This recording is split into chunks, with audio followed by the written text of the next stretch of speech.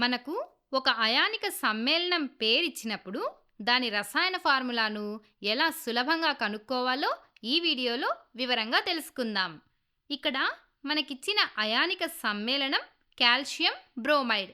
ఇప్పుడు మనం దీని ఫార్ములాని కనుక్కోవాలి.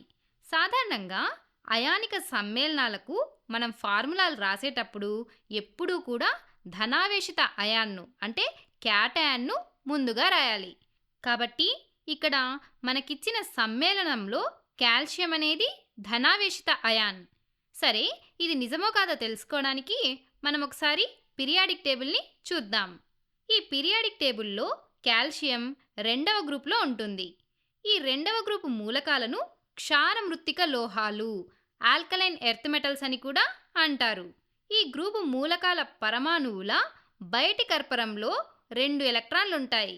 కాబట్టి అవి ఈ 2 ఎలక్ట్రాన్లను సులభంగా కోల్పోయి స్థిరమైన జడవాయువు ఎలక్ట్రాన్ విన్యాసాన్ని పొందడానికి ప్రయత్నిస్తాయి. ఈ విధంగా పరమాణువులు 2 ఎలక్ట్రాన్లు కోల్పోయినప్పుడు అవి ధనావేశం కలిగిన అయాన్లుగా మారుతాయి.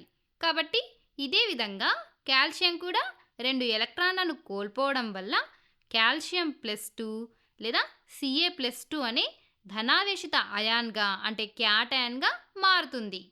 సరే, ఇప్పుడు ఈ సమ్మేళనంలో రెండవ భాగమైన బ్రోమైడ్ను తీసుకుందాం. దీని పేరు చివర ఇడ్ అని ఉంది. అంటే ఇది రుణావేశిత అయాన్ లేదా యానయాన్. ఆవర్తన పట్టికలో అంటే ఈ పీరియాడిక్ టేబుల్లో బ్రోమిన్ ఎక్కడ ఉందో చూస్తే అది 17వ గ్రూపులో అంటే హాలోజన్ల గ్రూపులో ఉంటుంది.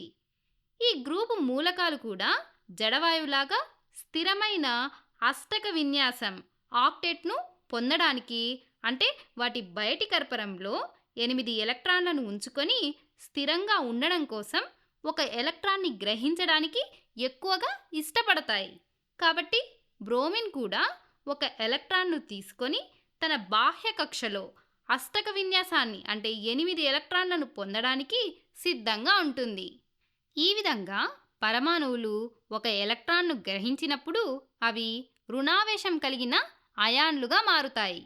కాబట్టి బ్రోమైడ్ కూడా ఒక ఎలక్ట్రాన్ గ్రహించినప్పుడు Br-1 యానయాన్గా మారుతుంది.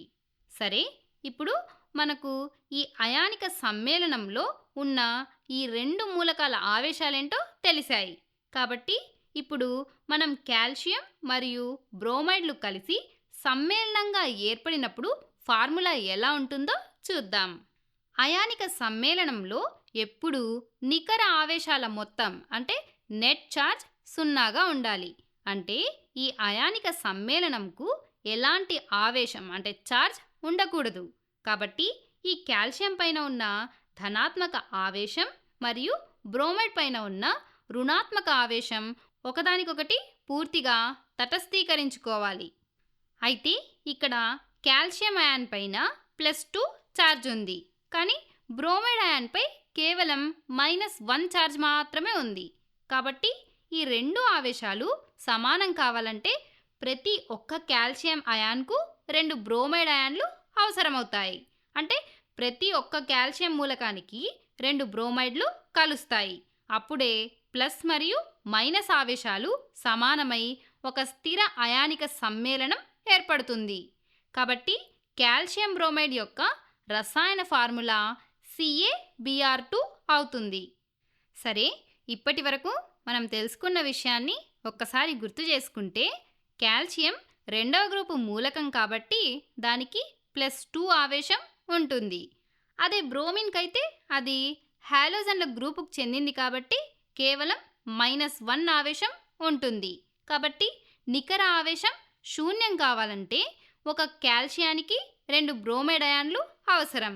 దీని ద్వారా కాల్షియం బ్రోమైడ్ యొక్క రసాయన ఫార్ములా CaBr2 అవుతుంది. చూసారా, ఇది చాలా సింపుల్గా ఉంది కదా. ఈ ప్రాసెస్ను ఉపయోగించి మనం ఏ అయానిక సమ్మేళనం యొక్క రసాయనిక ఫార్ములానైనా చాలా సింపుల్గా కనుక్కోవచ్చు.